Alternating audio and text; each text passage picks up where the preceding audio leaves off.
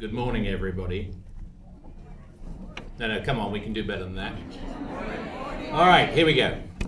Thank you very much. Historically, the January conference has been an event that celebrates teaching innovations that Towson faculty have implemented. And this year is no exception in some ways. We will indeed still be recognizing the innovative approaches of recipients of the Office of Academic Innovation Grants later during our lunch session. But for this January conference, we're perhaps innovating in a slightly different way. What we're doing differently is to use this event as a vehicle to assemble all of you, faculty, administrators, and others from across the university to focus on a topic of great importance to all of our undergraduate programs, namely the core curriculum. Towson's core, as you probably know better than I, has been in existence for 5 years, replacing the previous general education requirements that had been in effect for over a decade. The core is our particular embodiment here at Towson of the liberal arts education model practiced in the United States for many, many years in many, many formats, sometimes called general education, sometimes called core, sometimes some kind of mixture of those two things. It was the culmination of the effort of the General Education Review Committee back in 2008 under the able leadership of Dean Terry Cooney, who I see is sitting with his back to me very wisely. Good morning, Terry. They met repeatedly to try and help us arrive at our new core that coupled general education requirements of the state of Maryland with the introduction of innovations like the TSEM and the 5 perspectives categories that help us take an interdisciplinary approach to our course delivery system and addressed important themes like diversity and ethics and others. For those of you who remember submitting proposals back in 2009, we finally got them through the Senate by 2011. That was record pace for us. And they're implemented and we're moving along well. But since the introduction of the core curriculum, inevitably there have been ongoing challenges in implementing that core, and many of you are very familiar with those challenges. And the state's general education requirements will be changing again, and so we need to reflect on those issues and think about how we might change the way we do business, upgrade the way we do business, enhance the way we do business here. So it's really a very timely thing that we're doing and a very timely thing to be addressing. Today's conference I see, and I hope you will see, as just a way of providing an opening dialogue as we think about how we might refocus our attention on the core.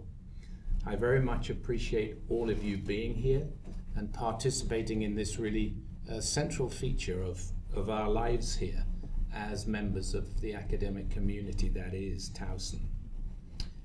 I hope there will be a lively exchange of ideas, because we need to continue to reflect upon that broader question in many ways as to what it means to be an educated and workforce ready citizen in the 21st century, and that's what our students are asking us about. They want to be workforce ready. We would like them to be well-rounded citizens as well. And that combination is not always easy to do, and in some ways that's one of the tensions between the core and the major that we've had to face right from day one.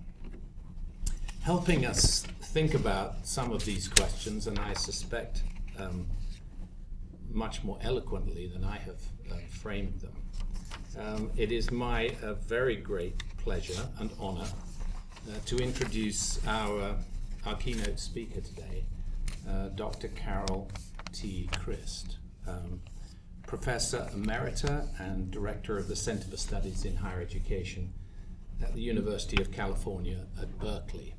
Tough to say as a Stanford graduate, but never mind. Dr. Christ is, of course, an internationally renowned scholar of Victorian literature and a recognized leader in higher education, hence her current position. She joined the English faculty at Berkeley in 1970 after receiving her PhD from Yale. Over the next 3 decades, she did what many of us have done and rose through the ranks of her world, being elevated sometimes at her own desire, sometimes because others asked her to do it, as chair of the Department of English, dean of the Division of Humanities, and then provost for the College of Letters and Science, and finally as executive vice chancellor and provost from 1994 to 2000, when she took a well-deserved rest and went back to the faculty, but not for long. In 2002, Dr. Christ was appointed the 10th president of Smith College in Massachusetts. And in her first years at Smith, she launched a really energetic program of outreach, of innovation, and long-range planning, including capital planning, which in the private sector is obviously a vital component.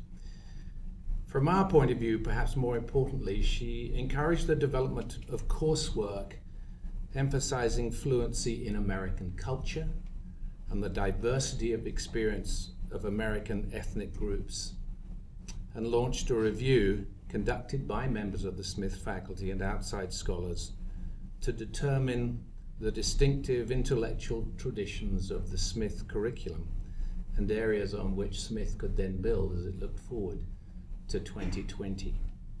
What a wonderful person to have come and help us think about those things here. Admittedly a different environment, but are still, I think, some of the same core questions that we need to address about our core curriculum. Pedagogically, she's an innovator. She's identified some important priority areas that I think we can certainly agree with: international studies, environment, sustainability, community engagement, all things that we think are very important here at Towson. So it is with great pleasure that I introduce to you Dr. Carol Christ.